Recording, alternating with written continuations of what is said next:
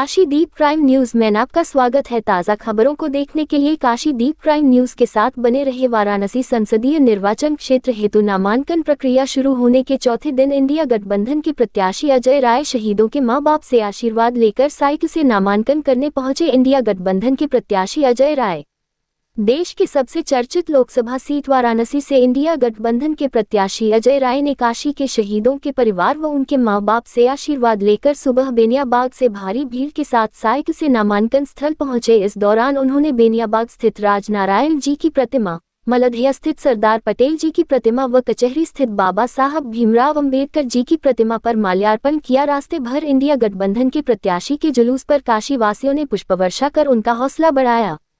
नामांकन स्थल पहुंचने पर जुलूस में शामिल गठबंधन के कार्यकर्ता व पुलिस में बैरिकेडिंग पर काफी धक्का मुक्की हुई और बैरिकेडिंग हटाते हुए कार्यकर्ता नामांकन स्थल के अंदर पहुंचे। इस दौरान गठबंधन में शामिल समाजवादी पार्टी, आम आदमी पार्टी, कम्युनिस्ट पार्टी के कार्यकर्ता व नेता मौजूद रहे। वहीं नामांकन स्थल पर पत्रकारों से बात करते हुए कांग्रेस के प्रदेश अध्यक्ष वाराणसी के लोकसभा प्रत्याशी अजय राय ने कहा कि इंडिया गठबंधन जनता के मूलभूत आवश्यकताओं, महंगाई, बेरोजगारी व संविधान बचाने के लिए ये चुनाव लड़ रही है, जिसमें आमजन इंडिया गठबंधन में अपनी उम्मीद लगाए बैठे हैं। रूपाली सिंह की रिपोर्ट।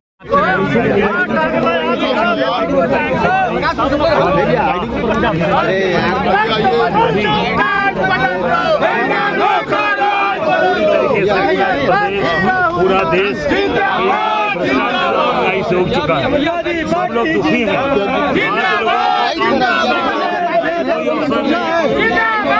कोई काम नहीं है भैया, सब लोग परेशान हैं। का जवाब हम लोगों ने साइकिल चला कर दिया है कि आज ये इनके रोड शो में हेलीकॉप्टर आएगा, जहाज आएंगे, काफी प्रदेश के मुख्यमंत्री आएंगे, हम लोगों के साथ आम जनता, साइकिल चलाने वाले लोग।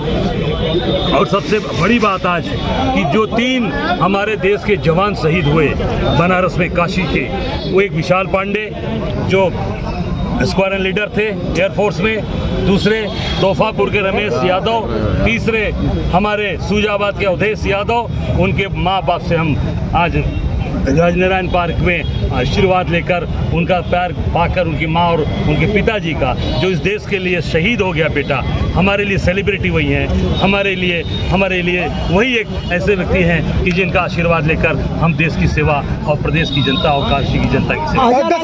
घाट पे जिस तरीके से प्रचार किया जा रहा था ड्रोन के माध्यम से, वो क्या कहेंगे आप? ऐसा है, पूरी तरीके से आचार संहिता का उल्लंघन किया गया है। और आपको मैं इतना कहूँगा कि अब प्रचार अगर करके इतना आपने 10 साल काम किया मोदी जी, इतना विकास किया, तो ड्रोन से प्रचार करने की जरूरत पड़ रही है आपको इतने होर्डिंग बनारस में किसी नेता, किसी पार्टी की होर्डिंग लगी है? आप पूरे बनारस के कोने कोने पर देख लेंगे, सब जगह होर्डिंग लगी है।